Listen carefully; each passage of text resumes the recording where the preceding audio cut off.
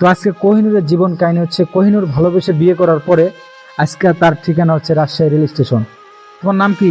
কোহিনূর। কোহিনূর, তুমি মেয়ে ছেলে? হ্যাঁ এই বন্ধুরা কিন্তু মেয়ে ছেলে, প্রথম একটা কথা। তাই তুমি বিয়ে করছিলে নাকি? তোমার বিয়ে হয়েছিল?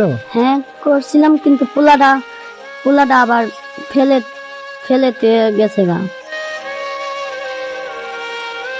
মানে তুমি বিয়ে করছিলা, বিয়ে করার পরে সেই ছেলে তোমার ফালাই দিতে হয়ে গেছে গা, মানে তোমার হ্যাঁ। দেখে না? না, সে এখন এই স্টেশনে থাকে, তার যাওয়ার জায়গা নেই। মা অন্য জায়গায় বিয়ে বয়েছে, তার বাবা মারা গেছে, তাকে দেখার মতো কেউ নাই। একমাত্র সম্বল ছিল দেখার তার স্বামী। সেই স্বামীরাও তারে ফালায় থুয়ে গেছে গা। সে আজকে রাস্তায় স্টেশনে থাকতেছে। তুমি যে স্টেশনে থাকতেছো, তোমার কষ্ট হয় না? কষ্ট হলে কি করব, কষ্ট তো করানো লাগবে।